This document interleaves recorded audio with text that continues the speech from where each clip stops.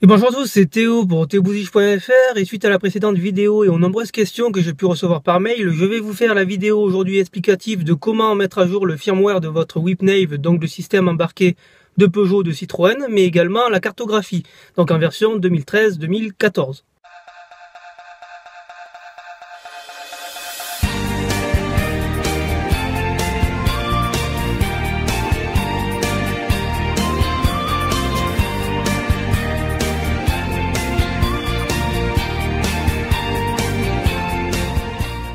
Alors tout d'abord, si vous avez déjà une carte SD d'insérer, vous l'ôtez puisque c'est l'ancienne cartographie de Peugeot. Ensuite, sur une carte SD, vous venez récupérer donc le logiciel que je vais vous fournir au bas de cette vidéo.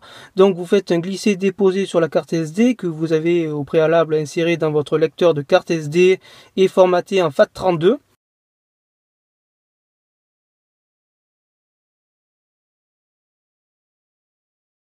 Ensuite, vous la mettez comme cela. Vous mettez le contact, voilà, on va démarrer.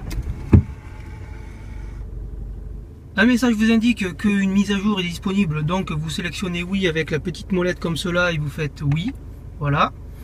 Et donc la mise à jour est en cours. Alors bien sûr, il faut veiller à ne pas couper le contact pendant la mise à jour, ça dure une vingtaine de minutes.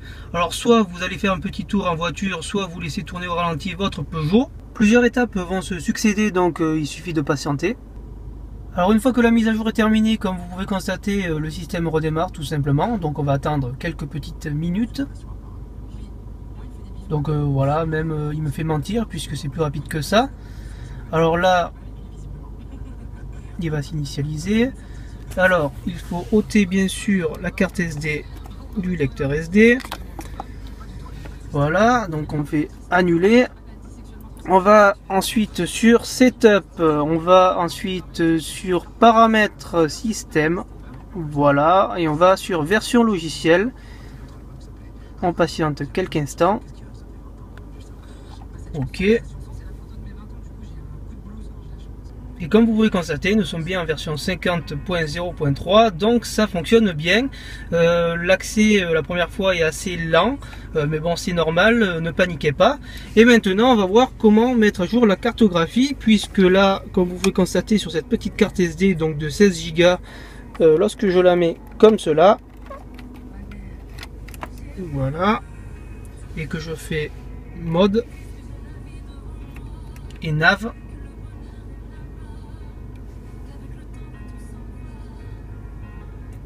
voilà, je suis bien sur ma cartographie. Alors, je vais y arriver, Voilà, je suis bien sur la cartographie. Quand j'appuie sur Setup comme cela, voilà, détail d'appareil, version carte, et je suis bien en version 2013, version 2. Donc je vais vous montrer comment faire. Alors la tactique est toute simple, hein, c'est pareil que sur la carte SD pour mettre à jour tout simplement le firmware. Je vais couper un peu la musique parce que c'est chiant. Mais c'est plus complexe, c'est-à-dire qu'il faut donc passer par un ordinateur qui tourne obligatoirement sur Windows, puisque sur Mac malheureusement ça ne fonctionne pas.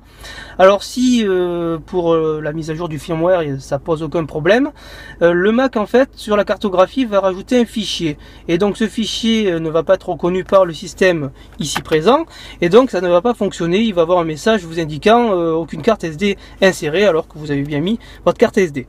Alors le truc qu'il faut faire, c'est mettre la carte SD dans donc votre fente SD sur votre ordinateur, formater en FAT32 avec Windows avec 60 kg d'allocation, puisqu'en 32 ça ne fonctionne pas. Voilà.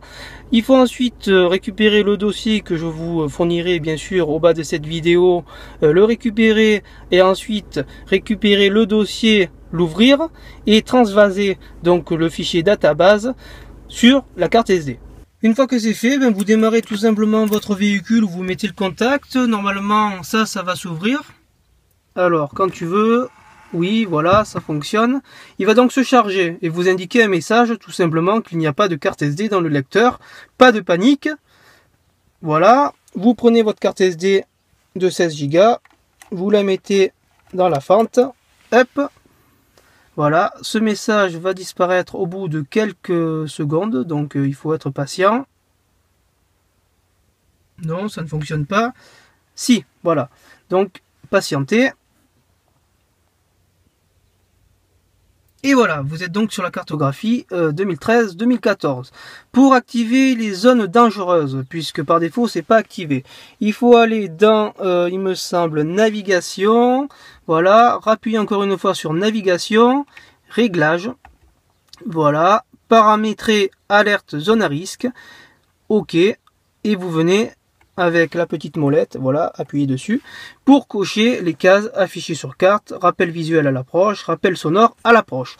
Une fois que c'est fait, ben bravo, vous venez de mettre à jour à la fois votre WeepNave et la cartographie. C'était donc Théo pour theobouziche.fr. J'espère que ce petit tutoriel vous aura aidé à mettre à jour votre firmware et votre cartographie. Encore une fois, ça ne s'adresse que à l'équipement WeepNave, donc qui équipe les Peugeot et Citroën. Ça ne s'adresse pas au WeepNave version 3D ou encore la seconde appellation de Citroën qui s'appelle, il me semble, MyWay. Voilà. Si vous avez des questions, n'hésitez pas à les laisser soit dans le formulaire de contact, soit dans les commentaires du blog, soit dans les commentaires de la chaîne YouTube. Sur ce, je vous laisse et je vous souhaite une bonne fin de journée.